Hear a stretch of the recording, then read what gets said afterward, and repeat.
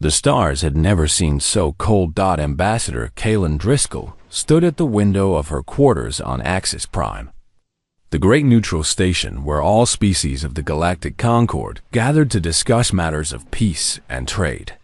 She was a tall woman with gray streaks in her dark hair and eyes that had seen too much in her 53 years of life. Behind her, the holographic display showed images that made her stomach turn. Fire, death, an entire world burning. Valor Prime was gone. 3 billion souls had died in a single night, and somehow, impossibly, the evidence pointed to humanity. Kalen pressed her hand against the cold glass of the window. Earth was somewhere out there, far beyond the visible stars. Her home, her people, the same people who were now being called murderers and monsters by every species in the galaxy. Ambassador Driscoll. The voice came from behind her.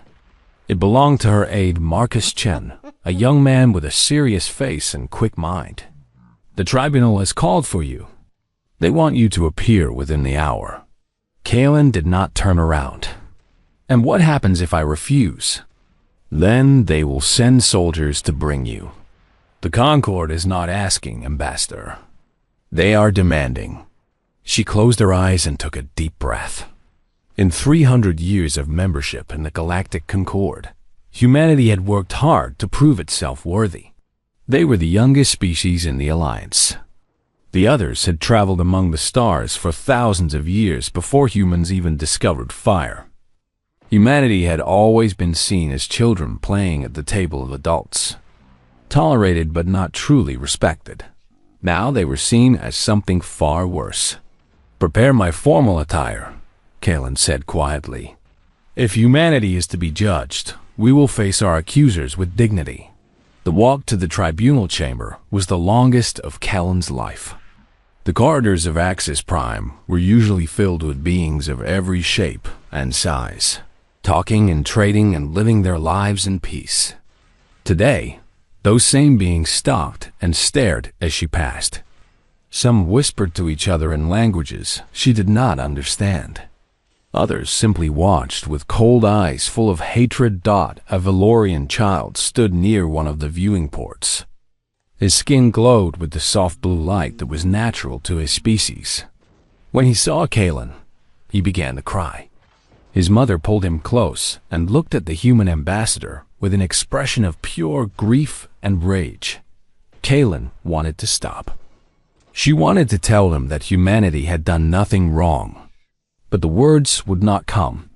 What could she possibly say to a mother who believed that humans had killed everyone she ever loved? The tribunal chamber was a massive circular room at the heart of Axis Prime. Seats rose in great rings around a central platform where the accused would stand. Representatives from all 12 elder species of the Concord filled those seats today. Kalen could see the towering forms of the Morvathi, whose bodies were made of living crystal. She could see the small and quick Yaneshi, who communicated through rapid patterns of color across their skin. She could see the ancient Drelmori, the beings of pure energy contained in mechanical shells, and she could see the Krethvani. The Krethvani were perhaps the most powerful species in the Concord. They had smooth gray skin, long limbs, and faces that seemed to show no emotion at all. Their ambassador, High Chancellor Morvath, sat in the highest seat of all. His black eyes watched Kalen as she stepped onto the central platform. Ambassador Kalen Driscoll of the Terran Federation, announced the tribunal speaker. A Morvathi whose crystal body rang like a bell when she spoke. You have been called before this body to answer for the crime of genocide. 3 days ago, the homeworld of the Valorian people was attacked without warning. Every living being on that world was killed. The evidence suggests that this attack was carried out by vessels of the Earth Defense Coalition. How does humanity respond to these charges? Kalen stood straight and tall. Her voice was steady when she spoke. Humanity denies these charges completely. We did not attack Valor Prime. We had no reason to do so. The Valorian people were our friends and trading partners. We are as horrified by this tragedy as anyone in this chamber." A sound rose from the seats around her. It was something between a hiss and a growl, the combined anger of a dozen species expressing their disbelief. Lies. The word came from the Valorian section of the chamber. High Mourner Sivithra, the leader of the Valorian survivors, rose to her feet. She was beautiful in the way that all Valorians were beautiful, with skin that glowed like starlight and eyes that shifted through every color of the rainbow. But those eyes were now filled with tears, and her glow had dimmed to almost nothing. "I have seen the evidence," Sivithra continued, her voice breaking with grief. "Human ship signatures were detected near our world before the attack. Human genetic material was found in the biological weapons that killed my people. Human military codes were used in the communications that jammed our defense systems. How can you stand there and deny what is so clearly true?" Kaelin felt her heart breaking, but she could not show weakness now. "High Mourner, I understand your pain. I cannot imagine what you and your people are feeling. But I swear to you, on my own blood and the blood of every human who has ever lived, we did not do this. Someone is trying to make it look like we did. Someone wants you to blame us for a crime we did not commit." "Convenient words," said another voice. This one belonged to High Chancellor Morvith of the Crethvani. He spoke slowly and carefully, each word falling like a stone into still water. "The evidence against humanity is overwhelming. Perhaps the ambassador would like to explain how human ships came to be near Vela Prime on the night of the attack." "I cannot explain it," Kaelin admitted. "I do not know. But I do know that our ships were not responsible. Our military records show that no Earth Defense Coalition vessels were anywhere near Valorian space." "Records can be altered," Morvith said smoothly. "Lies can be told. But the dead cannot speak falsely. 3 billion Valorians cry out for justice. Will this tribunal deny them?" The chamber erupted in noise. Voices shouted for punishment, for revenge, for war against the human monsters who had committed such an unspeakable crime. Kaelin stood alone on the platform, surrounded by hatred from every direction. She tried to speak, to defend her people, but her words were drowned out by the roar of anger. She looked up at the faces of the beings who had been humanity's partners and friends for 3 centuries. She saw no friendship there now, only rage and fear and the terrible desire for someone to blame. The tribunal speaker called for order. Slowly, the noise died down. "The tribunal will now vote," the speaker announced, "on the charge of genocide against the Valorian people.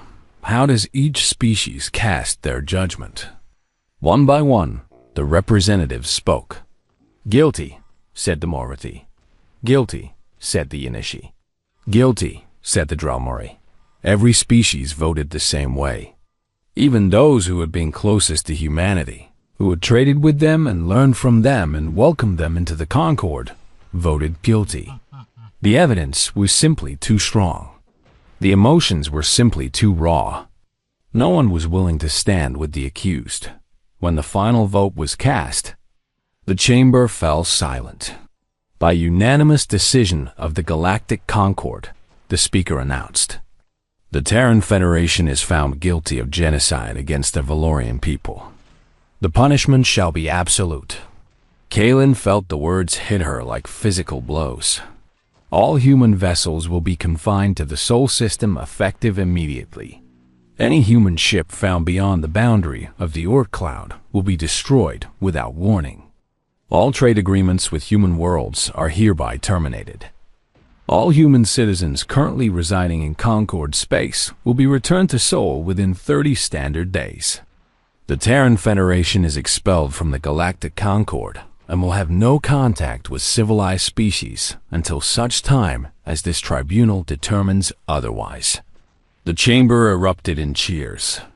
The other species celebrated the punishment of the monsters who had killed an entire world. Kaelin stood frozen on the platform, unable to move, unable to breathe. It was over. 300 years of work, of building relationships, of proving that humanity deserved a place among the stars. All of it was over in a single moment. Guards approached the platform. They were Krethvani soldiers, tall and strong and emotionless. They took Kaylin by the arms and began to lead her away. As she walked through the cheering crowd, something made her look up at the Krethvani section of the chamber. High Chancellor Morvis was watching her go.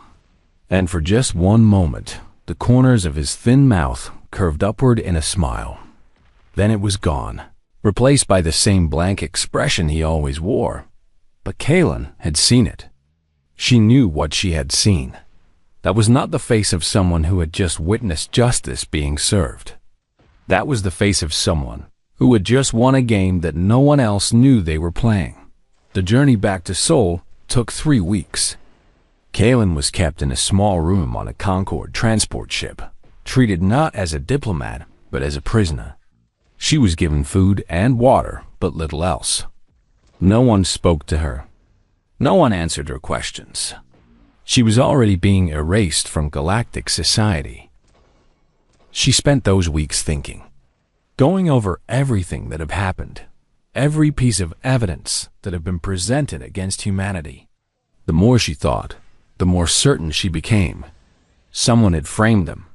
Someone with the technology to copy human ship signatures. Someone with access to human genetic material. Someone who understood how to forge military communications. Someone who had wanted humanity out of the way badly enough to murder 3 billion innocent people. And someone who had smiled when the verdict was announced. When the transport reached the edge of the Sol system, Kaylin was transferred to a human vessel that had been waiting at the quarantine line. Captain Rodriguez, a young officer with tired eyes, greeted her at the airlock. "Ambassador," he said quietly, "welcome home." Kaylin looked out the viewport at the distant sun of humanity's birth. "It doesn't feel like home anymore, Captain. It feels like a prison. What happened out there? We've been getting reports, but nothing makes sense. They're saying we destroyed Vela Prime. That's insane." "It is insane," Kaylin agreed. "And it's also a lie. We've been framed, Captain. Someone wanted us removed from the galactic stage, and they were willing to kill billions to make it happen." Rodriguez stared at her. Who would do something like that? Kaylin thought of that smile. That cold, triumphant smile on High Chancellor Morvis's face. "I have my suspicions, but suspicions aren't proof. And right now, no one in the galaxy would believe us even if we had proof."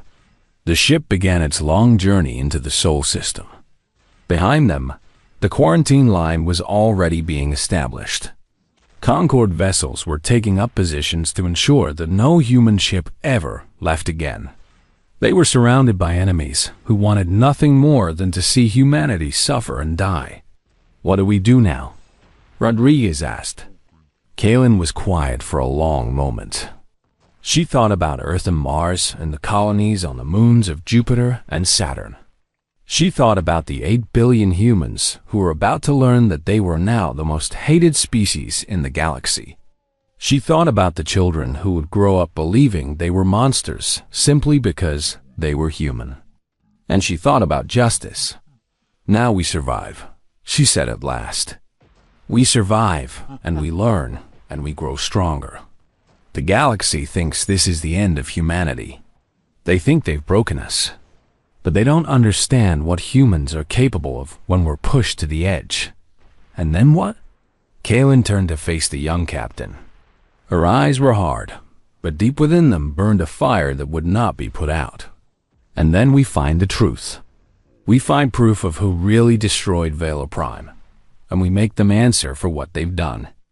Not just for the 3 billion Valorians who died.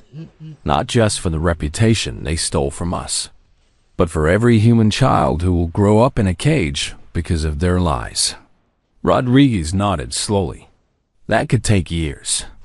Decades, even. Then it takes years. It takes decades. Humanity has never been good at giving up, Captain. We didn't become a star-faring species by accepting the limits others placed on us. We won't accept these limits either. The ship continued its journey inward, toward Earth, toward home, toward an uncertain future. Behind them, the stars that humanity had once explored grew smaller and smaller until they were just points of light in an endless darkness. But Kaylin did not despair. She had seen the truth in that moment of carelessness, in that smile that should never have been. She knew now that there was something rotten at the heart of the galactic concord, something that had been willing to commit the ultimate crime to eliminate a rival. The Krethvani thought they had won. They thought humanity was finished. They were wrong. In the weeks and months that followed, news spread across human space. People learned that they were now prisoners in their own solar system. They learned that the galaxy believed them to be murderers of the worst kind. They learned that everything their ancestors had worked for over 3 centuries was gone. Some people gave in to despair. Some demanded that humanity build weapons and fight back, even if it meant certain death. Some simply could not believe what had happened and refused to accept it. But slowly, quietly, something else began to happen.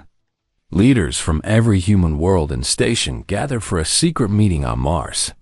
Kaylin was there, no longer an ambassador, but now something more. She had become a symbol of what had been done to humanity and of the determination to set things right. "We cannot fight the entire galaxy," said Admiral Yuki Tanaka, commander of Earth's defense fleet. "We don't have the ships or the weapons. If we try, we will be destroyed." "I'm not suggesting we fight," Kaylin replied. "Not yet. Not directly.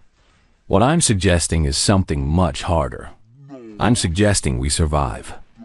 We build, we prepare, and we wait." "Wait for what?" asked Prime Minister Hassan of the Martian colonies. "Wait for our chance. The beings who framed us made one mistake. They thought that destroying our reputation would be enough. They thought we would tear ourselves apart with despair and anger. They don't understand that humans become most dangerous when we have nothing left to lose." She stood and looked at the faces of the leaders gathered around her. These were the people who would guide humanity through its darkest hour. These were the people who would determine whether their species survived or died. "We have been caged," Kaylin said. "We have been blamed for crimes we did not commit. The galaxy has turned its back on us. But we will not break. We will not beg. We will not give them the satisfaction of watching us destroy ourselves." Her voice grew stronger with each word. "Instead, we will become something new, something stronger, something that will make them regret the day they decided to make enemies of humanity. They called us murderers. They called us monsters. One day, we will stand before them again. And on that day, the truth will come out. On that day, they will learn that blood is stronger than lies." The room was silent for a long moment. Then, one by one, the leaders began to nod. They understood. The road ahead would be long and hard. There would be suffering and sacrifice. Many of them might not live to see the end of it. But they were human, and humans did not give up. The meeting ended with a single decision. A new organization would be created, hidden from the galaxy, dedicated to a single purpose: discovering the truth and preparing humanity for the day when that truth could be revealed. They called it the Prometheus Initiative, named after the ancient god who had stolen fire from the heavens and given it to humanity.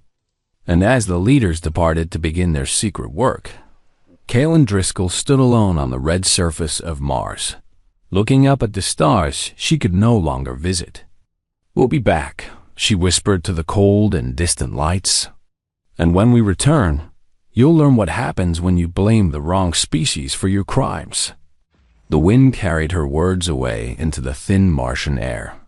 But the promise remained, burning in her heart like a fire that would never go out.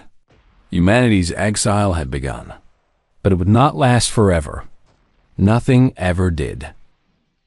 15 years passed behind the quarantine line. The galaxy watched through surveillance drones that circled the edge of the Sol, system like hungry vultures. They saw what they expected to see. Abandoned space stations drifting in the darkness. Ships that no longer moved, their engines cold and dead. A species slowly dying, torn apart by shame and starvation. The Concorde's reports were filled with satisfaction. Humanity was paying for its crimes. The monsters who had destroyed Vela Prime were getting exactly what they deserved. In a few more years, perhaps a few more decades, the human problem would solve itself. The reports were lies, not lies created by the humans, but lies that the watching drones believed because they saw only what they were meant to see. Every abandoned station, every dead ship, every sign of collapse had been carefully placed for the watchers to find. The real humanity was somewhere else entirely. Director Kaylin Driscoll stood in the command center of Prometheus Base, buried 3 kilometers beneath the surface of Mars. She was 68 years old now, her hair completely gray, her face lined with years of stress and determination. But her eyes still burned with the same fire they had held on the day of the verdict. "Report," she said to the room full of officers and scientists who worked around the clock to prepare humanity for its return. Admiral Tanaka, now much older but still sharp as a blade, pulled up a holographic display. "The 7th Fleet completed construction yesterday. That gives us 700 combat-ready vessels, all equipped with the new drive systems. Independent jump capability? Fully operational. We don't need their gates anymore. Our ships can go anywhere in the galaxy without asking permission." Kaylin nodded with satisfaction. This was perhaps their greatest achievement. The Galactic Concorde controlled travel between the stars through a network of jump gates. Without access to those gates, a species was trapped in their home system. That was why the quarantine had been so effective. Humanity couldn't leave because they had no way to travel faster than light on their own. At least that was what the galaxy believed. In the first years after the quarantine, human scientists had studied every piece of alien technology they had acquired during their 3 centuries in the Concorde. They had learned secrets that the elder species thought were impossible to discover. They had built things that the galaxy believed could not be built. The independent jump drive was just one example. There were many others. "What about the intelligence network?" Kaylin asked. A woman with short red hair and tired eyes stepped forward. Her name was Sarah Chun, and she was the director of human intelligence operations. She had spent the last decade cultivating contacts among the species that the Concorde had forgotten or abused. "We have assets on over 40 worlds now," Sarah reported. "The Krethvani have made a lot of enemies over the years. Former slaves, species they denied membership in the Concorde, political dissidents who questioned their authority. They all whisper to us now. And the evidence?" Sarah's expression changed. For the first time in years, she almost smiled. "We have it, Director. The complete picture. Everything we need to prove what the Krethvani did." The room fell silent. Everyone understood what this meant. This was the moment they had worked toward for 15 years. The moment when the truth finally became clear.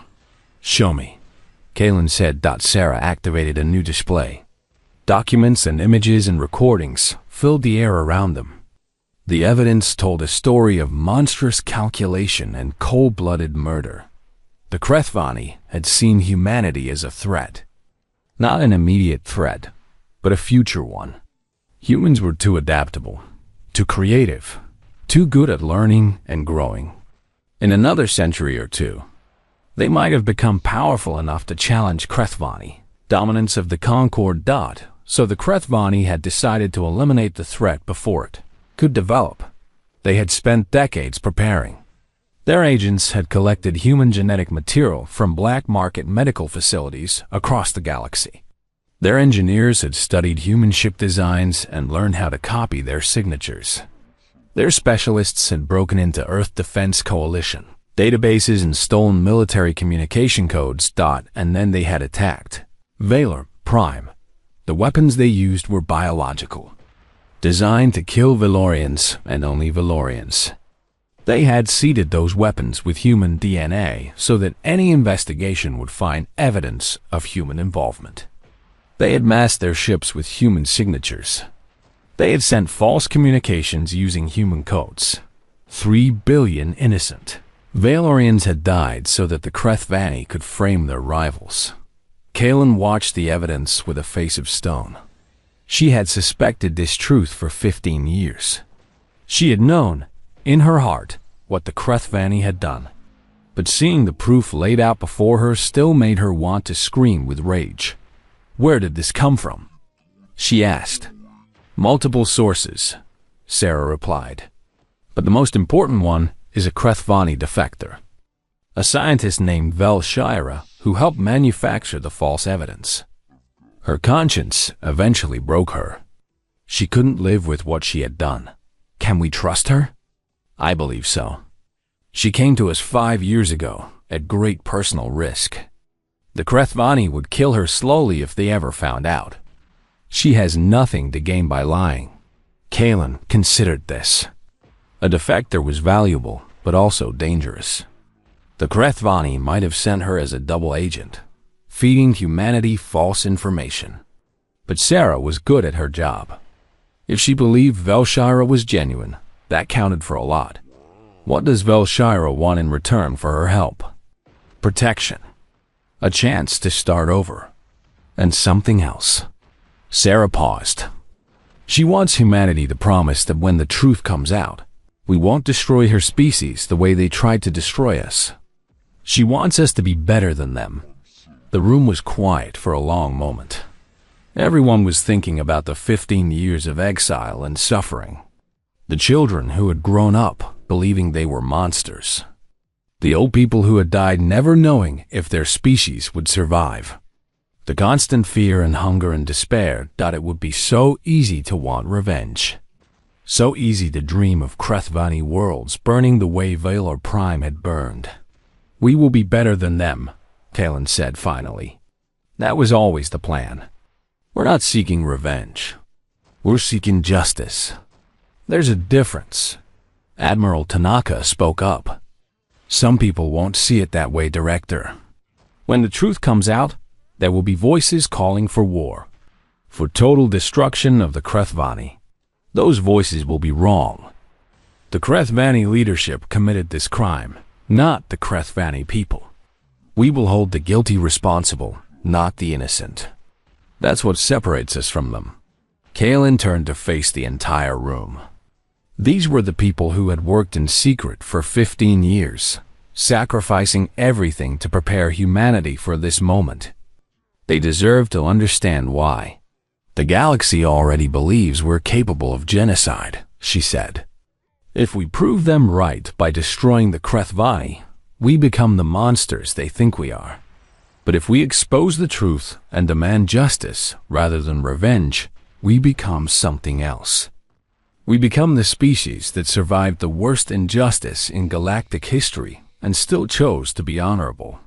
She let that sink in before continuing. That's how we win. Not just this fight, but the future. When the truth comes out, the Concord will have to face what they did to us. They voted unanimously to condemn an innocent species. They watched us suffer for 15 years and celebrated our pain. If we respond with grace and justice, they'll have to live with that shame forever. And more importantly, they'll have to respect us. Admiral Tanaka nodded slowly. You're playing a longer game than I realized, Director. I've had 15 years to think about it. Revenge is satisfying for a moment. Justice lasts forever. The meeting continued for several more hours. They discussed timing and tactics, how to reveal the truth, and what to do when the galaxy finally listened. It was decided that they needed to wait a little longer. The new fleet had to be fully tested. The intelligence network had to be completely secure. Everything had to be perfect. But the end was finally in sight. After the meeting, Kalen walked through the corridors of Prometheus Base. The underground facility was vast, home to thousands of people who worked and lived in secret. There were laboratories where scientists developed new technologies, training centers where soldiers prepared for battles that might never come, schools where children learned about a galaxy they had never seen. She stopped at a window overlooking one of the hydroponic farms that fed the base. A group of young people were working among the plants, laughing and talking as they harvested vegetables. They had been born after the quarantine. They had never known any life except this one, hidden beneath the surface of Mars. Director Driscoll? Kalen turned to see a young woman approaching. Kalen turned. The intern turned as a Jangon turned to see a young woman approach. She was perhaps 20 years old, with dark hair and eyes that seemed familiar somehow. My name is Maya Rodriguez, the young woman said. I don't know if you remember, but you knew my father, Captain David Rodriguez. He was the one who brought you home after the verdict. Kalen smiled softly. I remember him. He was a good man. A good officer. He died 5 years ago. Radiation exposure from working too close to the solar collectors. I'm sorry. I didn't know. Maya shook her head. It's okay. A lot of people have died in the past 15 years. My father always said it was worth it. He believed in what we're doing here. He believed that one day the truth would come out. He was right. The truth will come out soon. Maya's eyes widened. Really? You mean we're actually going to... I can't give you details. But yes, the day we've been preparing for is almost here. The young woman was silent for a moment, processing this. Then she straightened her shoulders and lifted her chin with a determination that reminded Kalen powerfully of her father. I want to help, Maya said. Whatever you need. Whatever I can do. I want to be part of it. Kalen studied her for a moment. The young people of Prometheus Base were humanity's future. They had grown up in exile, but they had also grown up with purpose. They knew what they were fighting for. They knew what was at stake. Report to Admiral Tanaka tomorrow, Kalen said. Tell him I sent you. We'll find a place for you. Maya's face lit up with a fierce joy. Thank you, Director. I won't let you down. She hurried away, practically running in her excitement. Kalen watched her go with a mixture of hope and sadness.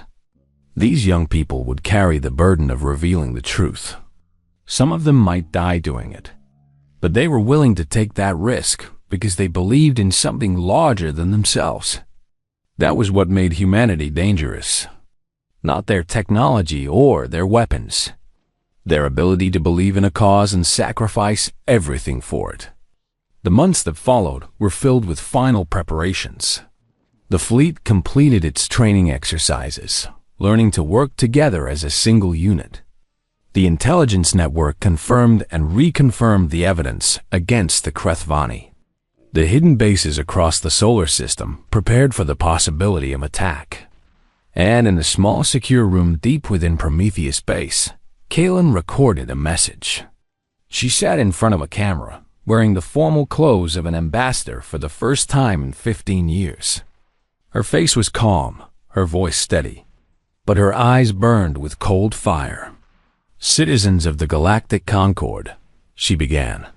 15 years ago, you condemned humanity for a crime we did not commit. You watched us suffer and called it justice. You believed we were monsters because that was easier than questioning the evidence you were given. She paused, letting the words sink in. Today, the truth will be revealed. Today, you will learn who really destroyed Valor Prime. Today, you will discover that the greatest crime in galactic history was not committed by humanity, but against humanity. The message continued, laying out the evidence piece by piece. The Krithvani conspiracy. The stolen genetic material, the forged signatures and communications. Everything that Sarah Chun and her agents had gathered over 15 years of patient, dangerous work. We have not forgotten what was done to us, Kalen said near the end of the message. We have not forgiven, but we have also not allowed ourselves to become what you accused us of being. We did not build weapons of genocide during our exile. We built ships and technology and a new society. We built a future. She leaned forward slightly, her eyes intense. You caged us for crimes we did not commit. You watched us starve and called it justice. Now we have broken your cage. Now we have the power to do to you what you did to us. But we will not, because that is not who we are. The final words of the message were the ones she had been waiting 15 years to speak. To the Krethvani leadership, you thought you had destroyed us. You thought your lies would bury the truth forever. You were wrong. Blood is stronger than lies. The dead of Vela Prime cry out for justice, and justice is what they will have. To the rest of the Concord, you have a choice to make. Stand with the liars who murdered 3 billion innocent people, or stand with the species you wrongly condemned. We will be waiting at the edge of our prison. Come see what humanity built while you weren't watching. She held the camera's gaze for a long moment, then nodded once. Message ends. The recording was stored and prepared for transmission. It would be sent at exactly the right moment, broadcast simultaneously across every world in the Concord. There would be no way to stop it, no way to silence it. The truth was finally ready to be told. On the day of the transmission, Kalen stood on the bridge of the TSS Prometheus, the flagship of humanity's secret fleet. Around her, 700 ships held formation in the darkness beyond the Oort cloud. They were just past the quarantine line, visible to the Concord's surveillance drones for the first time in 15 years. All ships report ready, Director, Admiral Tanaka reported. Kalen looked at the view screen. Somewhere out there, the surveillance drones were sending frantic messages back to their masters. The galaxy was about to learn that humanity had not died in exile. Humanity had evolved. Begin transmission, she ordered. The message went out, carried on frequencies that could not be blocked, reaching every world in the Concord within hours. Kalen imagined the faces of the beings who would receive it. The shock, the disbelief, the growing horror as they realized what they had done. And in the Krethvani capital, she imagined High Chancellor Morvith receiving the message too. She imagined his cold black eyes watching as his carefully constructed lies crumbled to dust. It's done, Admiral Tanaka said quietly. No going back now. Kalen shook her head. There was never any going back. There was only forward.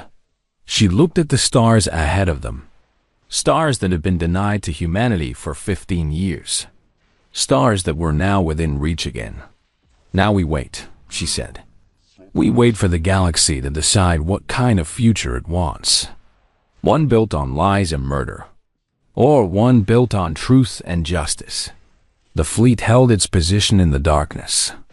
The message spread across the cosmos like wildfire. And somewhere in the distance, the balance of power began to shift. Humanity's exile was over. The reckoning had begun. The Grand Convocation was the most important event in the history of the Galactic Concord. For 10,000 years, the elder species had maintained peace and order across the stars. Now they gathered on Axis Prime to celebrate that achievement, to congratulate themselves on their wisdom and power. Every species sent their greatest leaders. Every world contributed to the festivities. The station had been decorated with lights and colors from 100 different cultures. Music from 12 different traditions filled the corridors. It was a celebration of unity and civilization. Humanity, of course, was not invited. The murderers were still locked away in their prison, slowly dying as the galaxy had always known they would. Their absence was barely noticed. After 15 years, most beings had stopped thinking about humans entirely. High Chancellor Morvith of the Krethvani stood before a mirror in his private quarters, preparing for the keynote address he would give that evening. He adjusted the ceremonial robes that marked his status as the most powerful being in the Concord. His reflection stared back at him with cold black eyes. Everything had gone according to plan. The humans were destroyed. The Valorian territories had been divided among the Concord's members, with the largest share going to Krethvani corporations. The evidence of his crimes had been buried so deep that no one would ever find it in another generation. No one would even remember that humanity had existed. Morvith allowed himself a small smile of satisfaction. It had been a masterwork of manipulation. The death of 3 billion Valorians was regrettable, of course, but necessary. Sacrifices had to be made for the greater good of the Krethvani people.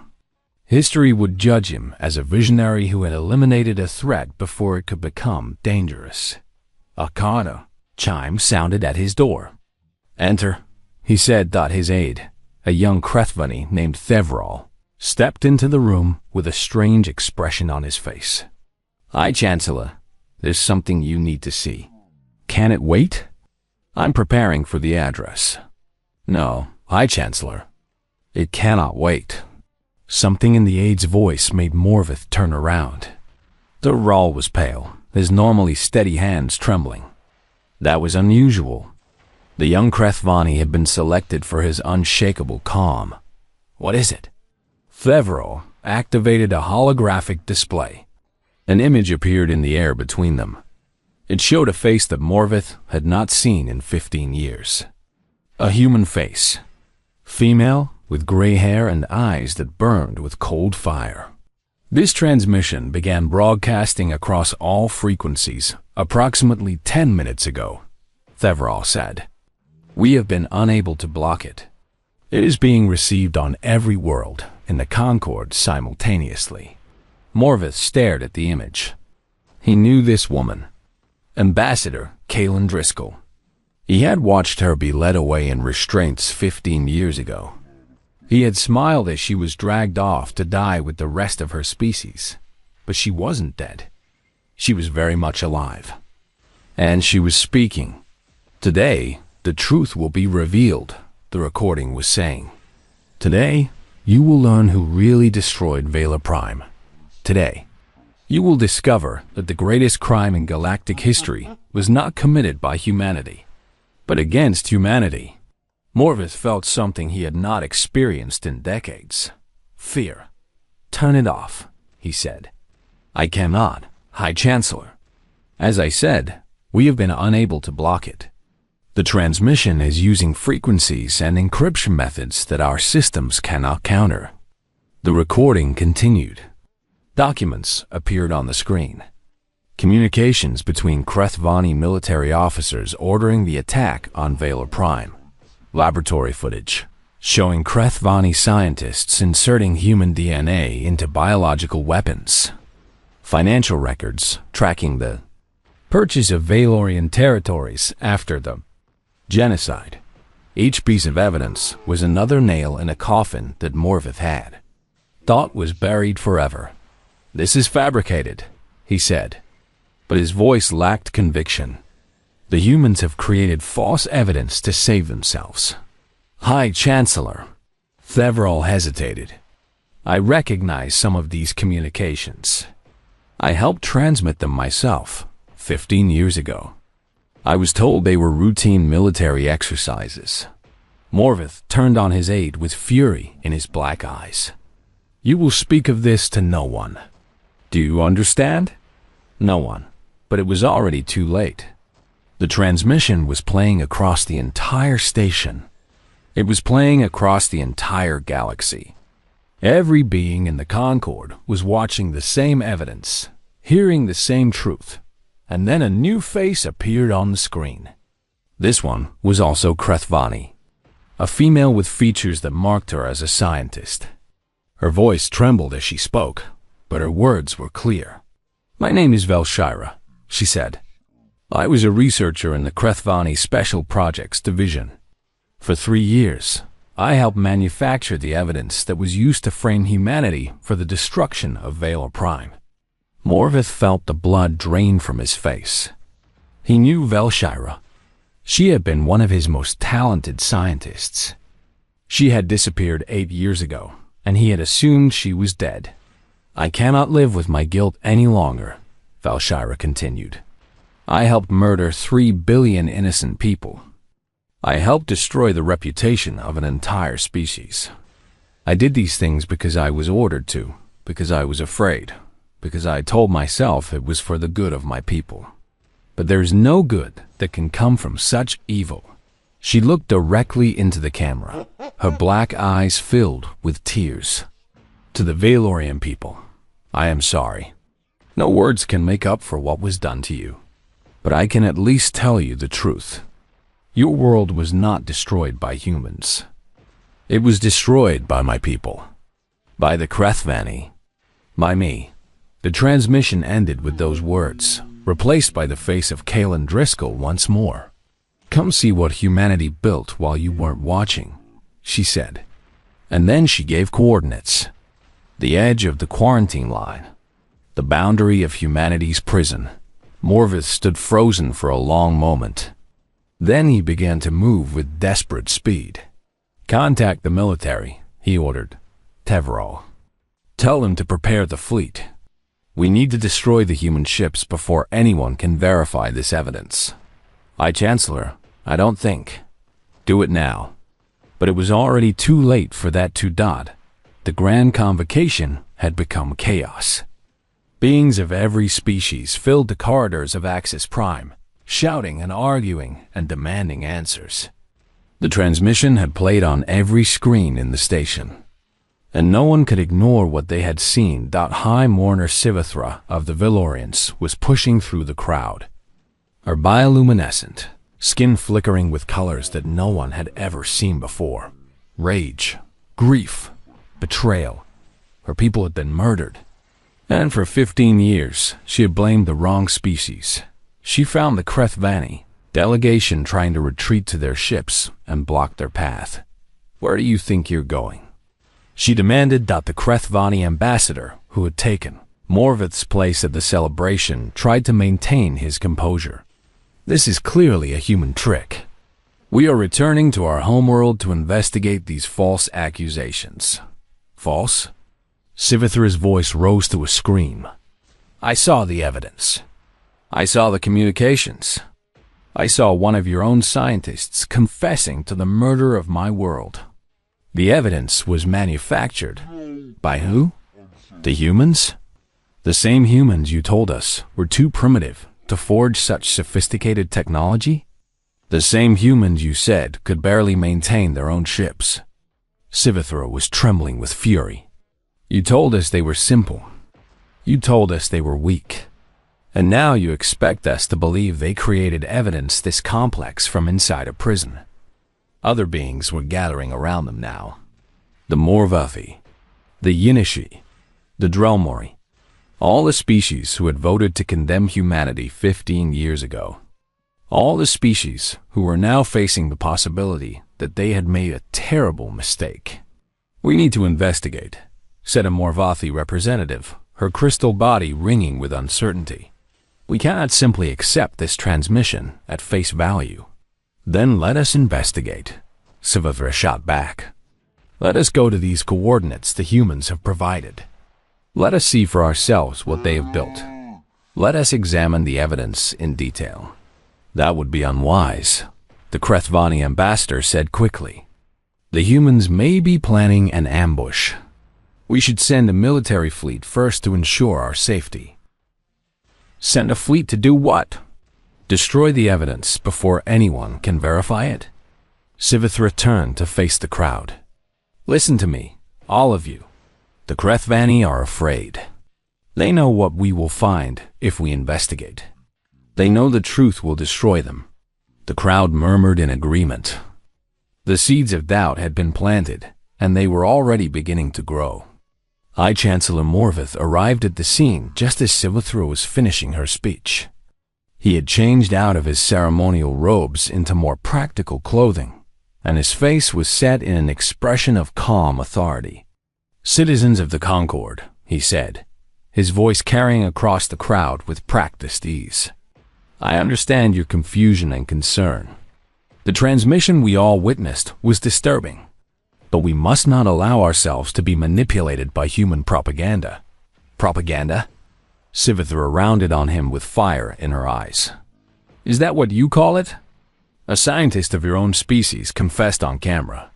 A woman who has been missing for 8 years, who may have been captured and forced to say anything the humans wanted. Morvith spread his hands in a gesture of reason. The humans have had 15 years to prepare this deception. We cannot simply believe everything they show us. "Then, let us verify," Sivithra said. "Come to the quarantine line with me. Face the humans and examine the evidence for yourself. Unless you're afraid of what we'll find." Morvith hesitated for just a moment. That hesitation was enough.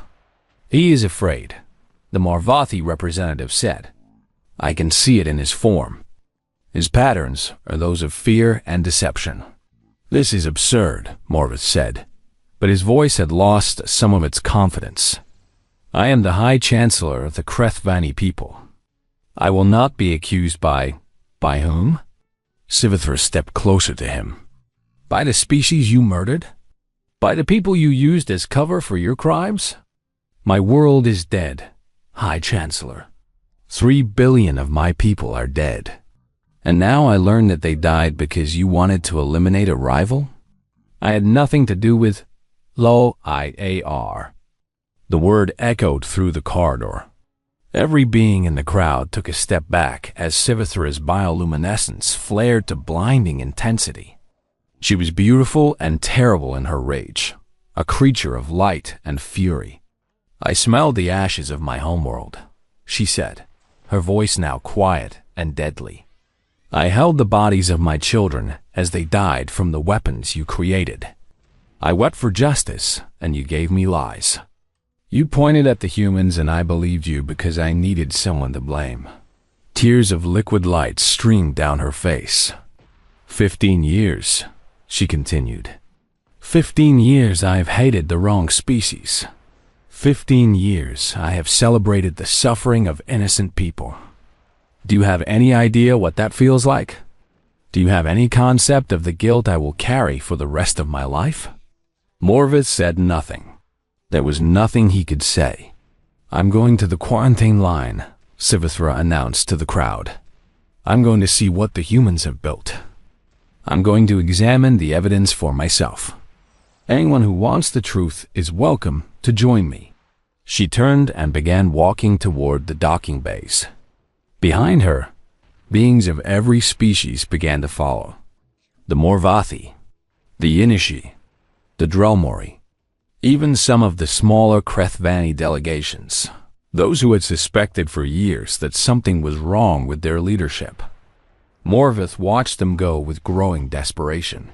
His carefully constructed world was crumbling around him. The lies that had sustained him for 15 years were dissolving like mist in sunlight. He activated his personal communicator. "This is High Chancellor Morvith. I am declaring a state of emergency. All Krethvani military vessels are to proceed immediately to the Seoul quarantine line.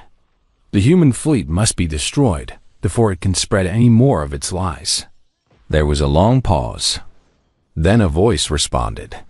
"High Chancellor, we are receiving your order, but there is a problem. Several of our allied species are requesting that we stand down. They want to investigate the human evidence before any military action is taken. I don't care what they want. I am giving you a direct order. Sir, if we attack the humans now, we will be in violation of Concord law. We will be proving that we have something to hide." Morvith gripped the communicator so hard that the casing cracked. "And if we don't attack, the truth will come out. With respect, High Chancellor, I believe the truth is already coming out." The connection went silent. Morvith stood alone in the corridor, surrounded by empty space where the crowd had been. He had spent his entire career building power and influence. He had manipulated and murdered his way to the highest position in the Concord. He had believed himself untouchable. Now everything was falling apart. The journey to the quarantine line took 3 days. A fleet of ships from a dozen different species made the trip, led by the Valorian vessel Morning Star with High Mourner Sivithra at its head. Behind them, the Krethvani military followed at a distance, uncertain of their orders, unsure of what to do. When they arrived at the coordinates the humans had provided, they found something that should not have existed. 700 ships hung in the darkness beyond the Ur cloud. They were sleek and powerful, designs that no Concord database recognized. They moved with perfect coordination, thousands of vessels acting as one. And at the head of the formation, the flagship TSS Prometheus awaited. "Attention Concord fleet," came a transmission from the human ships. "This is Admiral Yuki Tanaka of the Terran Sovereignty Navy. We have been expecting you. Director Driscoll invites your representatives to come aboard and examine our evidence in person. You have nothing to fear from us. We are seeking justice, not war." Sivithra responded before anyone else could speak. "This is High Mourner Sivithra. I accept your invitation. I'm coming aboard alone." "High Mourner, that may not be wise," the Morvathi representative cautioned. "We don't know what the humans are planning." "I know exactly what they're planning," Sivithra replied. "They're planning to tell me the truth. It's something I should have heard 15 years ago." Her shuttle launched from the Morning Star and crossed the distance between the fleets. The human ships parted to let her through, an honor guard of destroyers and cruisers escorting her to the Prometheus. When Sivithra stepped onto the human flagship, she was met by an old woman with gray hair and eyes that burned with controlled fire.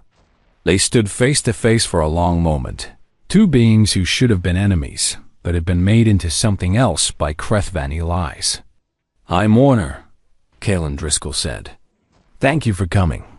"I needed to see for myself," Sivithra replied. "I needed to know if the evidence was real." "It's real." "All of it. We have more than what we showed in the broadcast. Documents, recordings, physical evidence.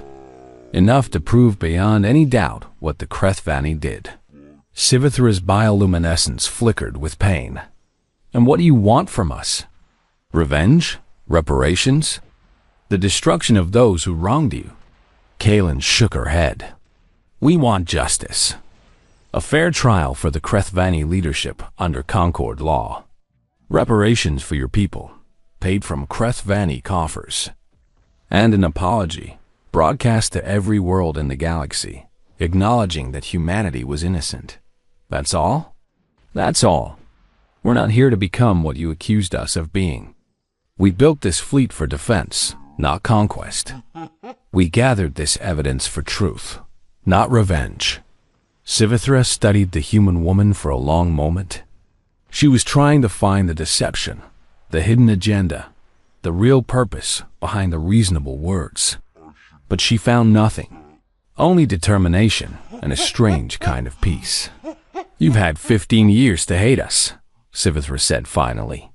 15 years of suffering and exile. "And you don't want to destroy us for what we did? Would destroying you bring back the dead? Would it undo the suffering? Would it prove that we're better than what you accused us of being?" Kalen shook her head again. "Revenge is easy. Justice is hard. We chose the hard path." She extended her hand to the Valorian leader. "Blood is stronger than lies, High Mourner. The blood of your people cries out for justice. So does ours. Help us give them that justice. Help us make things right." Sivithra looked at the extended hand. It was a human gesture of peace, one that she had learned about during her years on the Concord, but had never experienced herself. Such a simple thing. An offer of connection between two beings who had every reason to hate each other. She took the hand. "Show me the evidence," she said. "Show me everything." And in the darkness beyond the quarantine line, surrounded by ships that should not have existed, the first step toward justice was taken. Behind them, the Krethvani fleet waited in uncertainty.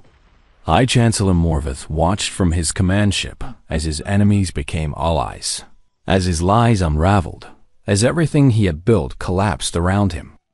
The reckoning had come at last. The examination of the evidence took 12 hours. High Mourner Sivithra sat in the Prometheus's conference room, surrounded by holographic displays that told the story of how her world had died. She watched communications between Krethvani military commanders. She studied laboratory footage of biological weapons being tested on Valorian tissue samples. She read financial documents that tracked the profits the Krethvani had made from Valorian territories after the genocide. The human woman, Director Driscoll, sat across from her in silence. She did not try to explain or interpret the evidence. She simply let Sivithra see it for herself. When it was over, Sivithra sat motionless for a long time. Her bioluminescence had faded to almost nothing. She looked old and broken in a way she had never appeared before. "We were allies," she said finally, her voice barely above a whisper. "The Krethvani and my people traded together for 1,000 years. We shared technology and culture. Some of us even had children together." She looked up at Kalen with eyes full of pain. How could they do this to us? How could they murder everyone I ever loved, just to blame someone else? Kalen answered carefully. Power makes some beings do terrible things. The Krethvani saw humanity as a future threat. They saw your world as an opportunity. They convinced themselves that the crime was worth it because it would benefit their people in the long run. Benefit them. Sivithra's voice turned bitter. They murdered 3 billion souls and called it a benefit. Yes, and now they will answer for it. Sivithra rose from her chair and walked to the viewport. Outside, the combined fleet of Concord species hung in formation alongside the human ships. More vessels had arrived over the past 12 hours as news of the evidence spread. Species that had condemned humanity were now demanding to see the proof for themselves. "I owe you an apology," Sivithra said without turning around. "Not just me. All of us. We condemned you without truly investigating. We watched you suffer and told ourselves it was justice. We were wrong. You were lied to," Kalen replied. The evidence the Krethvani presented was convincing. Anyone would have believed it. But we should not have believed so easily. We should have questioned. We should have demanded more investigation. Sivithra finally turned to face Kalen. "I wanted someone to blame for my pain. The Krethvani gave me a target, and I accepted it without hesitation. That is my shame, Director. That is what I will carry for the rest of my days." Kalen stood and approached the Valorian leader. What happened cannot be undone. But what happens next is still within our control. The Krethvani leadership must face trial for their crimes. Your people deserve that justice. So do mine. And what of the ordinary Krethvani? The ones who knew nothing of this conspiracy. They are innocent. Collective punishment is what was done to us. We will not repeat that mistake. Sivithra nodded slowly. The fire was returning to her eyes. The grief was still there, but it was being joined by something else. Purpose. "I will speak to the other Concord species," she said. "I will tell them what I have seen. The Krethvani must be held accountable, but only those who are actually guilty." "Thank you, High Mourner." "No," Sivithra shook her head. "Thank you, Director. For 15 years, you had every reason to hate us. You could have built weapons capable of destroying our worlds. You could have planned revenge. Instead, you built ships of defense and gathered evidence of truth. That is not what monsters do." She extended her hand in the human gesture of peace. Kalen took it. "We were wrong about you," Sivithra said. "We were very wrong." The Concord fleet gathered for a council of war. Representatives from every species crowded into the conference room of the Marvathi flagship, where the evidence could be displayed for all to see. Kalen was invited to attend as humanity's representative. The first time a human had been welcome in Concord discussions in 15 years. The mood in the room was tense. Some species were convinced of Krethvani guilt. Others were still uncertain. And in one corner of the room, the Krethvani delegation sat in hostile silence, refusing to acknowledge the evidence against them. "This is clearly a fabrication," High Chancellor Morvath declared when given the chance to speak. "The humans have spent 15 years creating false evidence to frame my people for their own crimes." The same argument could be made in reverse, the Marvathi representative pointed out. "You claimed the humans had committed genocide. Now they claim you did. The difference is that their evidence is far more comprehensive and verifiable." Verifiable by whom? Human scientists? Human intelligence agents? Verifiable by Velshira, Sivithra said coldly. A scientist of your own species who has confirmed every detail. Or do you claim she is also a human fabrication? Morvath's black eyes flickered with rage. Velshira is a traitor who was clearly corrupted by human influence. Her testimony cannot be trusted. Then explain the financial records, another representative demanded. Explain how Krethvani corporations acquired Valorian territories within weeks of the genocide. Explain the communications between your military officers. Explain the laboratory footage. Falsified. All of it. The room erupted into arguments. Species shouted at each other across the conference table. The carefully maintained unity of the Concord was shattering under the weight of revealed truth. Kalen waited for the noise to die down, then spoke for the first time. "I understand your uncertainty. The Krethvani are asking you to believe that everything you're seeing is a lie. But consider this question. If we had the ability to create such sophisticated false evidence, why didn't we do it 15 years ago? Why did we wait until now?" The room fell silent. "We waited because we didn't have the proof then," Kalen continued. "It took us 15 years to gather this evidence. 15 years of patient work by agents who risked their lives. 15 years of cultivating contacts among species the Krethvani had exploited. 15 years of building the technology to reveal the truth." She looked directly at Morvath. "If we had the ability to fabricate evidence on this scale, we would have used it immediately. We would not have suffered in exile while developing capabilities we already possessed. The very existence of this evidence proves it is real." Morvath met her gaze with cold fury. "Pretty words from a desperate species. Perhaps. But I notice you haven't actually refuted any of the evidence. You've only claimed it's false without providing any proof. I don't need to prove anything. The burden of proof is on the accuser." "No," Sivithra said, standing from her seat. "The burden of proof was on you 15 years ago when you accused humanity. You provided evidence, and we believed it. Now humanity has provided evidence, and I believe them." She looked around the room at the gathered representatives. "I call for a vote. The Concord should demand that High Chancellor Morvath and the Krethvani leadership surrender themselves for trial. All those in favor?" Hands and appendages and energy fields rose around the room. The Marvathi, the Yinishi, the Drelmori. Species after species voted in favor of the motion. When the count was finished, only the Krethvani themselves had voted against. "The motion carries," the tribunal speaker announced. "High Chancellor Morvath, you and your military leadership are hereby ordered to surrender for trial before the Galactic Concord. How do you respond?" Morvath stood slowly.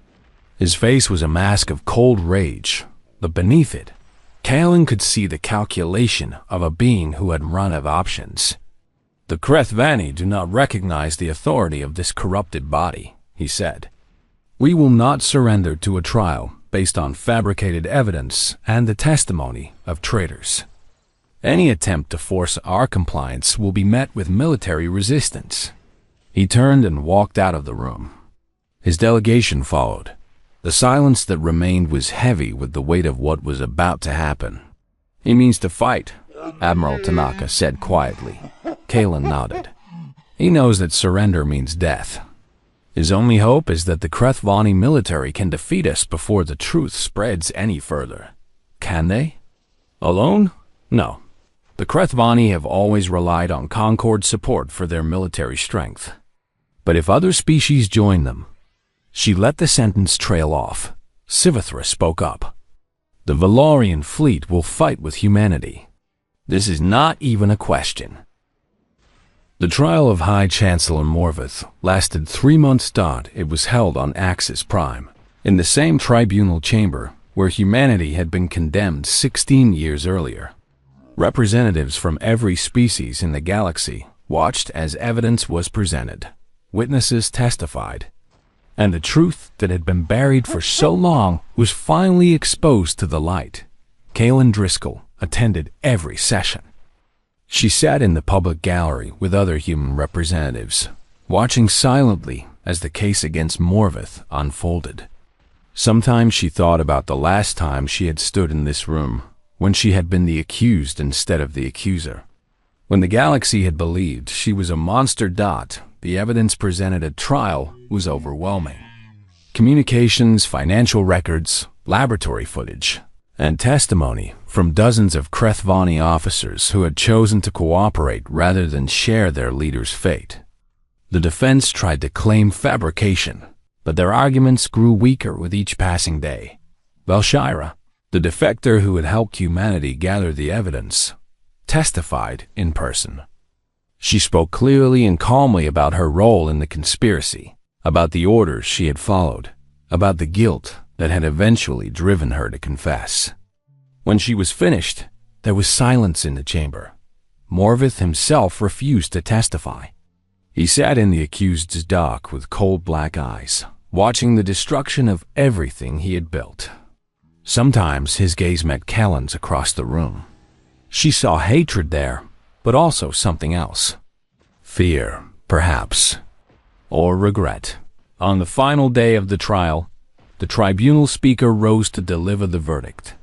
"High Chancellor Morvith of the Krethvani," she announced, her crystal body ringing with solemn weight. "This tribunal has examined the evidence against you. We have heard testimony from witnesses representing multiple species. We have reviewed documents and recordings that leave no doubt about your actions." The chamber was utterly silent. 15 years ago, you orchestrated the destruction of Valor Prime. You murdered 3 billion innocent beings. You manufactured evidence to blame humanity for your crimes. You manipulated this tribunal into condemning an innocent species to exile and suffering. Morvith's face remained expressionless, but Kalen noticed that his hands had begun to tremble. These actions constitute the most serious crimes in galactic history. They are crimes against the Valorian people, crimes against humanity, and crimes against the very principles that the Galactic Concord was built upon. On the charge of genocide, this tribunal finds you guilty. A sound rose from the gallery. Not cheering exactly, but something deeper.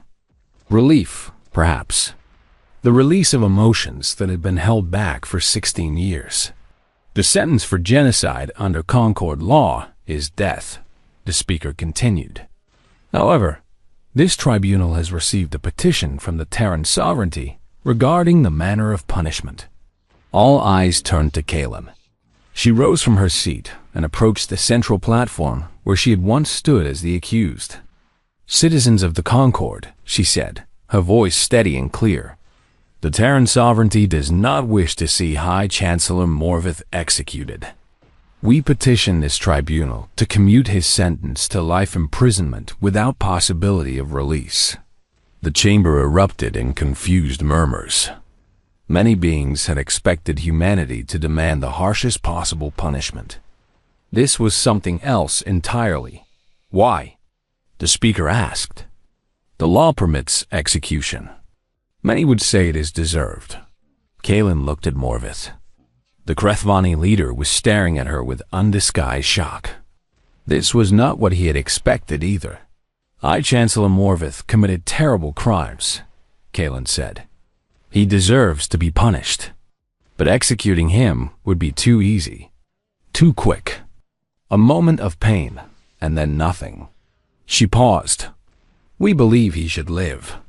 We believe he should spend the rest of his long life in a cell, knowing that his plans failed, knowing that the species he tried to destroy survived and thrived, knowing that the truth he buried was eventually revealed. She turned to face the gallery, addressing not just the tribunal, but everyone who was watching across the galaxy. Humanity was accused of genocide. We were called monsters. For 16 years, we were punished for crimes we did not commit.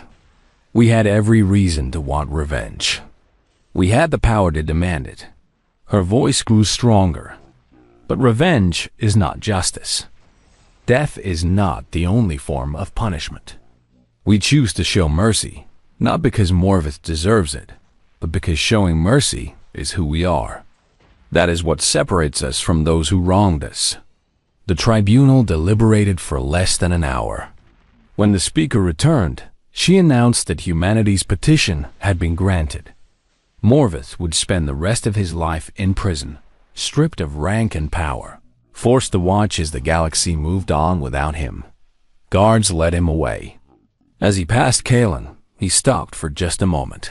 Why? He asked. His voice was barely a whisper. Why didn't you demand my death? Kaelin looked at him with an expression that was almost pitying. Because that's not what the dead would want. Neither yours nor ours. They cry out for justice, High Chancellor, not blood. We've given them what they wanted. Morvith had no response. The guards led him away to begin his endless punishment, and he did not look back. The months that followed the trial were filled with change. The galactic Concord underwent a fundamental transformation. New laws were passed to prevent any species from holding too much power. Systems of checks and oversight were established. The species that had suffered under Krethvani dominance were given greater voices in galactic affairs. The Krethvani people were not punished collectively, just as humanity had insisted. The ordinary citizens who had known nothing of Morvith's conspiracy were allowed to continue their lives. Their economy was damaged by the loss of Valorian territories that were returned to survivor control. But they were not destroyed. Some voices called for harsher measures. There were beings who remembered their own suffering under Krethvani rule and demanded retribution. But humanity consistently advocated for restraint and justice over revenge. Slowly, grudgingly, the galaxy came to respect their position. Reparations were paid to the Valorian survivors. Funds flowed from Krethvani coffers to support the rebuilding of Valorian society. It would take generations to recover from the genocide, but at least now there was hope. One by one, the other species made similar declarations. The Morvathi would stand with the accusers. The Yinishi would contribute their ships. Even the smaller species, those who had always followed where the Krethvani led, announced their support for the trial. The Krethvani, it seemed, had run out of allies. The battle began 6 hours later. High Chancellor Morvith had retreated to the Krethvani military fleet, which had been waiting at the edge of the quarantine zone. 200 warships, the most powerful vessels in the Concord, prepared to fight for their leader's freedom. Against them stood the combined fleet of humanity and its new allies. 800 ships of various sizes and capabilities, unified by a common cause. All vessels, this is Admiral Tanaka, came the transmission across the Allied fleet. We have been authorized to use force to bring the Krethvani leadership to justice. Our objective is to capture, not to destroy. Disable their ships.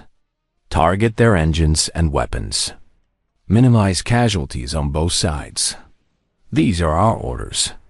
On the bridge of the Prometheus, Kalen watched the tactical display with a mixture of tension and hope. This was the moment 15 years of preparation had built toward. Not a war of revenge, but a battle for justice. The Krethvani fleet is moving, the tactical officer reported. They're forming an attack pattern. All ships, engage at your discretion, Tanaka ordered. Remember, disable, not destroy. The battle erupted across 1,000,000 kilometers of space. Energy weapons flashed in the darkness. Missiles traced lines of fire between the opposing forces. Ships maneuvered and fought with deadly precision. But something strange happened almost immediately. Half of the Krethvani fleet didn't move. Kalen watched in surprise as dozens of Krethvani vessels held position instead of joining the attack.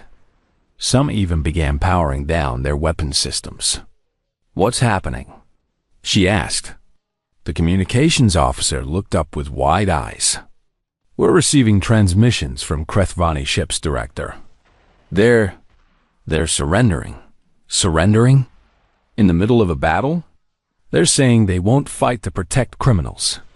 They're saying the evidence is clear, and the High Chancellor must face justice. It was happening. The fractures that Kalen had hoped would appear were spreading through the Krethvani military. Not all of them were willing to die for Morvath's lies. "Accept their surrenders," Kalen ordered.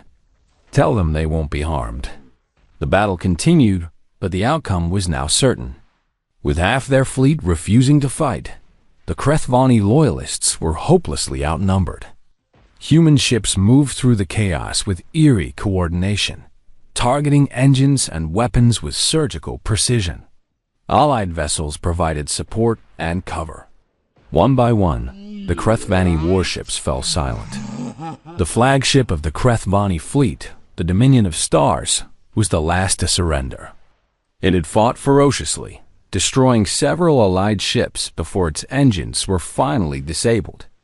Now it drifted in the darkness, surrounded by human vessels with weapons trained on every hatch. "Attention, Dominion of Stars," Admiral Tanaka transmitted. "This is Admiral Tanaka of the Terran Sovereignty Navy. Your fleet has been defeated. Your allies have abandoned you. You have no escape. High Chancellor Morvath, you are hereby ordered to surrender yourself for trial. This is your final warning." For a long moment, there was no response. Then, Morvath's voice came across the communication channel, tired and bitter. "You think you've won, humans. You think this changes anything. The Krethvani will never accept your judgment. We will never bow to species we once ruled." "You don't have a choice," Tanaka replied calmly. "Your ship is disabled. Your crew is trapped. You can surrender peacefully, or we can breach your hull and take you by force. Either way, you're coming with us." Another pause. Then, slowly the Dominion's airlocks began to open. Surrender signals appeared on the tactical display. "All ships, move to boarding positions," Tanaka ordered. "Marines, prepare for hull entry." The assault teams were made up of humans and Valorians together. They moved through the Dominion's corridors with weapons ready, securing each section before moving on. Most of the Krethvani crew surrendered without resistance. They had seen the evidence. They knew the truth.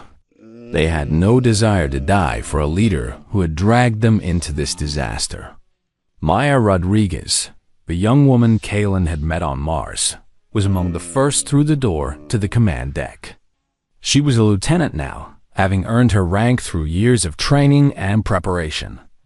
When she stepped onto the bridge, she found High Chancellor Morvath standing alone at the central console. He looked old.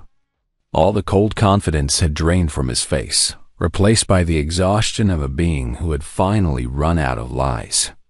"High Chancellor Morvath," Maya announced, her voice steady despite her racing heart.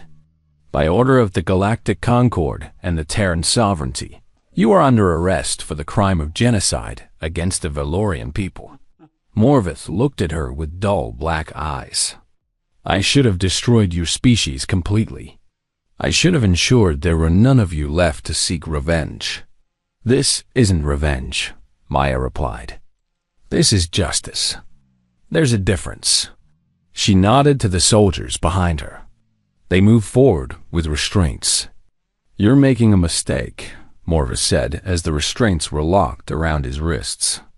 The Krethvani will not accept this. There will be war. There was already war, Maya said. You just lost it. She led him off the bridge, past rows of his own officers who looked away in shame, toward the airlock where a human shuttle waited to take him to the Prometheus. The corridors of his own flagship became the path to his judgment. On the bridge of the Prometheus, Kalen watched the tactical display as the last pockets of resistance were neutralized. The battle was over. The Krethvani leadership was in custody. Justice, at long last, was within reach. Admiral Tanaka approached her with a tired smile. We did it, Director. 15 years of preparation, and it actually worked. The hard part is still ahead, Kalen replied. Now, we have to prove that we meant what we said. That we're seeking justice, not revenge. That we're worthy of the respect we were denied. You don't think we've earned that already? Kalen shook her head slowly. We've proven that we're capable, strong, determined. But being worthy of respect means more than winning battles. It means how we treat our enemies after we've beaten them. It means the choices we make when we have power over those who wronged us. She watched as the shuttle carrying Morvith docked with the Prometheus. The galaxy is watching us right now. They're waiting to see if we become the monsters they thought we were. We have to show them something different.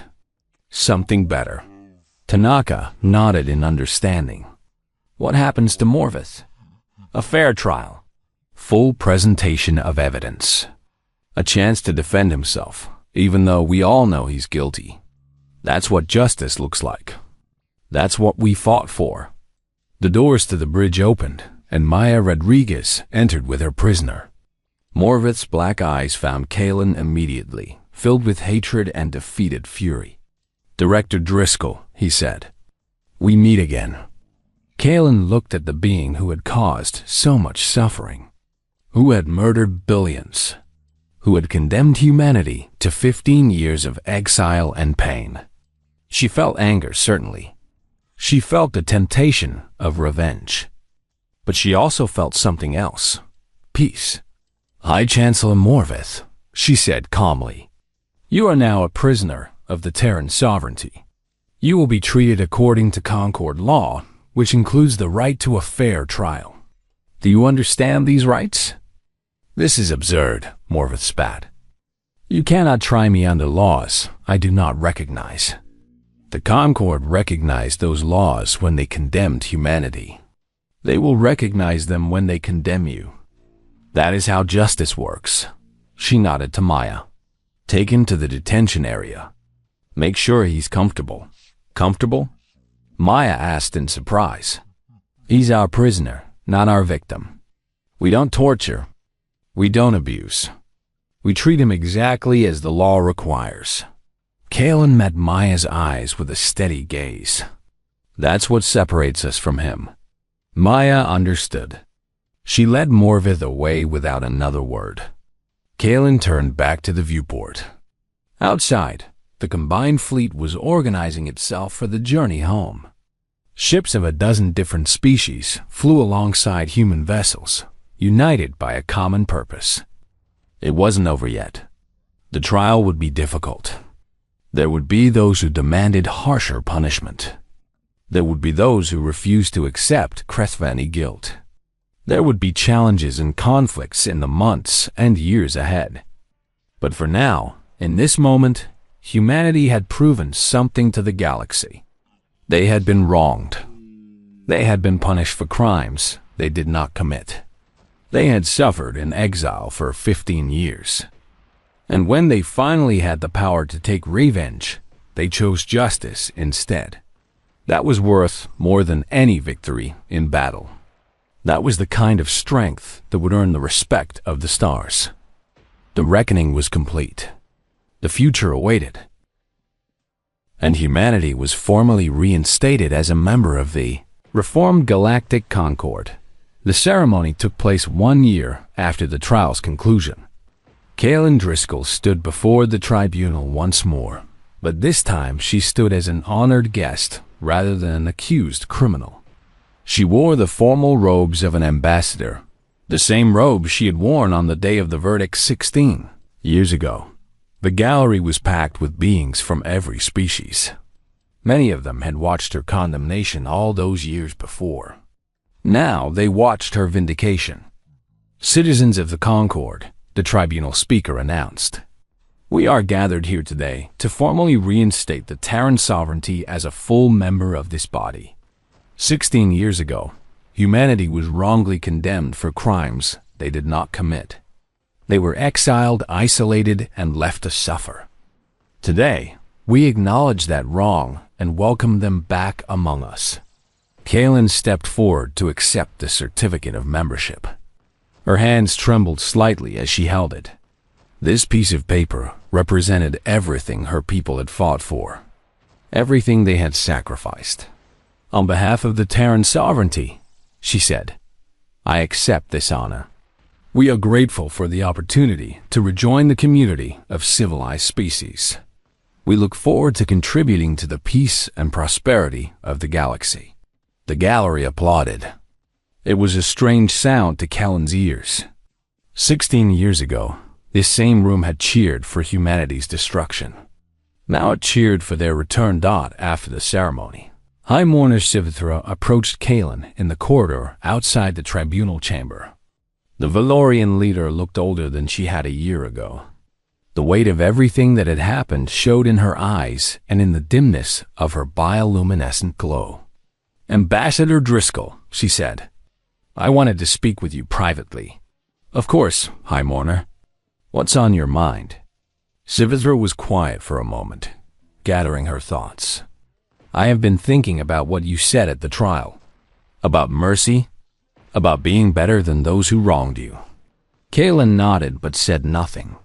"When I first learned the truth about Valor Prime, I wanted the Krethvani to suffer. I wanted their worlds to burn the way mine had burned. I wanted them to feel the same pain I had felt for 16 years. Sivithra's voice trembled.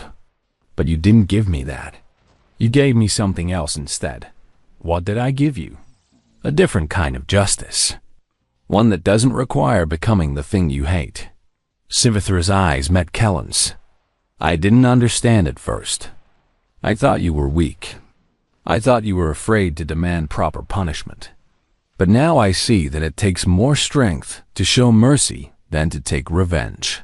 She reached out and took Kellen's hands in her own.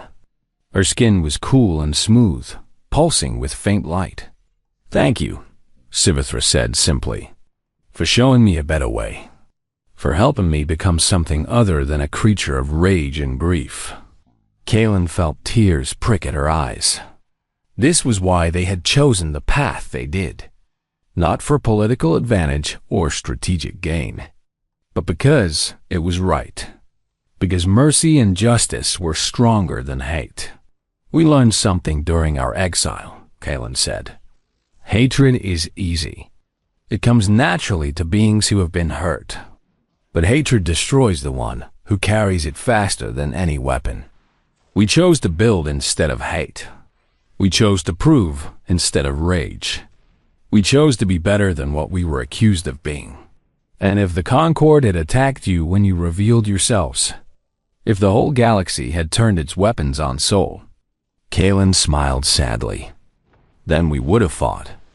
And we would have died fighting if necessary. But we would have died knowing that we had not become monsters. That is worth something?" Sivithra nodded slowly. "The most dangerous species in the galaxy isn't the one that strikes first." "No," Kaylin agreed. "It's the one that survives. The one that remembers. The one that turns its pain into purpose." She squeezed Sivithra's hands gently. "Blood is stronger than lies, High Mourner. The Krethvani forgot that. We never did. Our blood remembered what was true, even when the whole galaxy believed what was false. And now the truth has set us all free. They stood together in silence for a long moment. Two beings who had every reason to hate each other, but had found something else instead. Understanding, respect, perhaps even friendship. Outside the viewport behind them, ships from a dozen species flew in formation. Human vessels alongside Valorian cruisers, alongside Morvathi crystal ships. The galaxy was changed now, scarred by what had happened, but also healing, growing, getting better. The weeks and months after the ceremony saw humanity taking its place in galactic society once more. Human traders returned to alien markets. Human diplomats participated in Concord discussions. Human scientists shared the technologies they had developed during their exile. Advancements that amazed species who had thought humanity was dying in isolation. But the most important change was less visible. Throughout the galaxy, on worlds that the Concord had forgotten or rejected, beings began to look at humanity differently. The species that had been enslaved by the Krethvani, the ones who had been denied membership in the Concord, the political dissidents and refugees and outcasts. They had watched what happened. They had seen humanity falsely accused and condemned. They had seen humanity survive and grow strong in exile. And they had seen humanity choose justice over revenge when they finally had the power to choose. These beings began to reach out, to make contact, to form alliances that had nothing to do with the Concord's formal structures. Maya Rodriguez, now a captain in the Terran Sovereignty Navy, noticed it first. Her ship was assigned to patrol the outer regions of human space, where the boundaries between civilized territory and the unknown were blurred. "We're getting a lot of visitors," she reported to Admiral Tanaka. "Species we've never seen before. They say they heard about what we did. They want to learn more about us." Tanaka smiled. "And what do you tell them?" "The truth. That we're not perfect. That we make mistakes. But that we try to be better. That we believe in justice and mercy and treating others the way we want to be treated." Maya paused. "They seem to like that. They say they haven't met many species who actually believe those things. Then perhaps we're teaching them something. Maybe, or maybe they're teaching us. Either way, we're making friends. Good friends. The kind that will stand with us if things get difficult again." Tanaka nodded with satisfaction. "That's exactly what Director Driscoll planned, you know? She always said that the real victory wouldn't come from weapons or technology. It would come from earning the respect of beings who had given up on finding anyone worth respecting." Maya thought about that. She thought about the old woman who had led humanity through its darkest years, who had never lost faith that the truth would eventually prevail. "Where's Director Driscoll now?" she asked. "Retired. She's living on Mars, in a small house near Prometheus Base. She says she wants to spend whatever time she has left watching the children play. The children who will grow up in a galaxy where humanity is respected instead of feared." Maya smiled at that image. It seemed right somehow. The woman who had fought for so long finally finding peace. Director Kaylin Driscoll sat on the porch of her small house, watching the sunset over the Martian landscape. She was 70 years old now, her body tired from decades of stress and struggle. But her mind was still sharp, and her heart was at peace. The garden in front of her was filled with plants from Earth, engineered to survive in the thin Martian atmosphere. Roses and lavender and herbs that reminded her of a planet she had not visited in many years. She spent her days tending them, watching them grow. Thinking about all that had happened, a group of children ran past the house, laughing and shouting as they played some game whose rules Kaylin couldn't quite understand. They were the first generation born after the exile. They had never known the fear and shame that had marked their parents' lives. They were growing up in a galaxy that respected humanity, that welcomed them among the stars. One of the children, A girl with dark hair and bright eyes stopped and waved at Kalen. "Hi, Director," she called. Kalen waved back. "Hello, little one. Having fun?" "Yes. We're playing Explorers. I'm the captain of a starship." "A captain already? That's wonderful. What are you exploring?"